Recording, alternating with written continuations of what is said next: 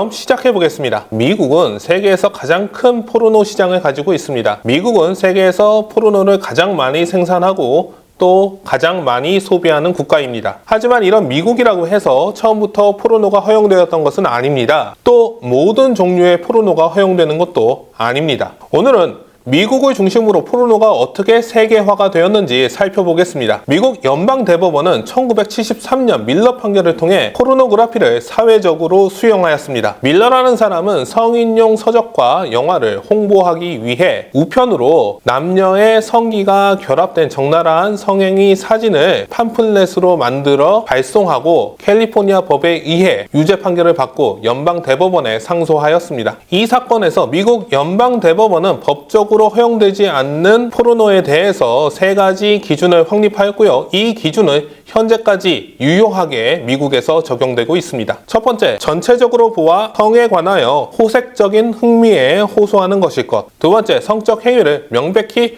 거슬리는 방법으로 묘사한 것일 것. 세 번째, 전체적으로 평가하여 중요한 문학적, 예술적, 정치적 또는 과학적 가치를 결하고 있을 것. 기준만 보아서 사실 명확하지 않죠. 호색적인 흥미가 무엇인지, 명백히 거슬리는 방법이란 무엇인지, 나아가 포르노에 문학적, 예술적, 정치적, 과학적 가치가 있는지 의문이실 겁니다. 하지만 미국에서 적법하게 유통되는 FBI 경고를 보신 분이라면 이게 어디까지 허용되는 것인지 알 수 있으실 겁니다. 밀러 판결의 소수 의견은 또 다른 유의미한 내용을 담고 있습니다. 음란물 규제에 있어 미성년자와 동의하지 않는 성인을 제외하고는 두 정부의 이익이란 극히 하찮거나 존재하지 않는다라고 말하고 있습니다. 다시 말해 미성년자와 동의하지 않는 성인에게 보여주지 않는다면 무엇을 보아도 문제될 것이 없다라는 태도이죠. 미성년자와 동의하지 않는 성인을 제외한다는 부분에 보다 집중해 주시기 바랍니다. 다시 말해 FBI 워닝이 붙은 영상은 보고 싶어 하는 성인만 시청하고 미성년자와 동의하지 않는 성인에게 보여주지 않는다면 전혀 문제가 될 것이 없다는 취지입니다. FBI 워닝 영상의 구체적인 기준이 무엇인지 보다 명확하게 하기 위해 독일법으로 설명해 드리겠습니다. 미국과 독일의 성인 동영상에 대한 기준은 실질적으로 동일합니다. 그리고 독일은 허용되지 않는 음란물의 기준을 보다 명확하게 법으로 정해놓고 있습니다. 독일은 1973년부터 법으로 아동 청소년 성착취물, 수감물, 폭력적인 성행위물을 금지하고 있습니다. 또한 금지되는 음란물 외의 성인물을 미성년자나 동의하지 않는 성인들에게 게시하는 것 역시 처벌하고 있습니다. 이제 미국을 비롯한 서구 사회의 음란물에 대한 기준을 명확하게 아실 수 있으실 겁니다. 한편 우리나라는 어떨까요? 대한민국은 현재 포르노를 규제하고 있습니다. 우리 대법원은 2008년 헌법재판소의 1998년 결정을 수용하여 음란성 판단 기준을 대폭 수정하고 음란 개념의 범위를 축소 제한하는 판결을 내렸습니다. 이 판결은 문헌적으로 앞서 살펴본 미국 연방대법원의 밀러 판결과 동일한 부분이 많습니다. 제가 동일한 부분은 굵은 글씨로 밑줄을 한번 쳐봤어요. 표현물을 전체적으로 관찰, 평가해 볼 때 노골적인 방법에 의하여 성적 부위나 행위를 적나라하게 표현 또는 묘사한 것, 사회 통념에 비추어 전적으로 또는 지배적으로 성적 흥미에만 호소한 것, 하등의 문학적, 예술적, 사상적, 과학적, 의학적, 교육적 가치를 지니지 아니한 것, 그리고 그 사회의 평균의 입장에서 판단한다가 공통되었습니다. 적어도 문헌적으로 대한민국 법원은 음란물에 관하여 미국 연방대법원의 법리를 사실상 그대로 가져왔다 하여도 과언이 아닙니다. 하지만 동일한 법리를 적용함에 있어 대한민국은 아직까지 성기 노출을 허용하고 있지 않습니다. 이러한 도덕주의가 어디에서 비롯되었는지는 분명하지 않습니다. 조선의 국시였던 유교는 현재와 같은 수준으로 성 표현물을 억제하지 않았습니다. 유교를 대표하는 사상가인 맹자는 식색은 인보냐라고 주장하였습니다. 성은 인간의 본성이라는 거죠. 조선시대의 대표 화가인 단원 김홍도는 10편의 운우도첩이라는 성 표현물을 제작하였습니다. 이 도첩의 내용은 지금 보아도 굉장히 자극적이고 도발적입니다. 특히 남녀의 성기가 결합된 모습이 그대로 묘사되어 있습니다. 이 도첩은 왕과 사대부를 위한 것이었습니다. 따라서 현대 대한민국 또는 대한민국 법원의 도덕주의 기조가 조선시대 유교에서 비롯되었다고 말하기는 어려운 부분이 있습니다. 대한민국 성표현물 허용의 역사가 서구 기독교 사회가 거쳐온 모습과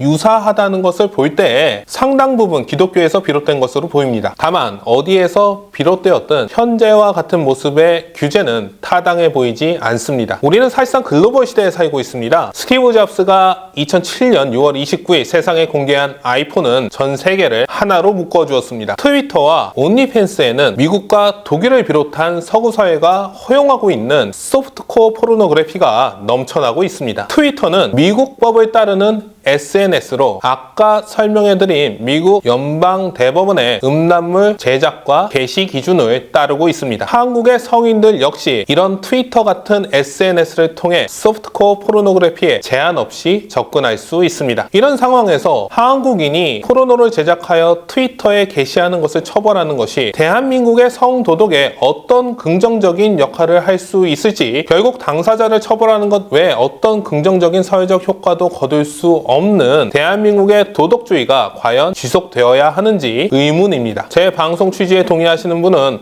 화면 하단에 있는 전화번호로 이름과 주소, 성인이 포르노를 보여주고 볼 수 있는 권리를 지지한다 라는 문구를 적어 보내주시기 바랍니다. 보내주신 지지 성명은 정리해서 포르노 허용을 다투고 있는 재판에 제출할 예정입니다. 시청해주셔서 감사합니다. 법사이다 박준광 변호사였습니다.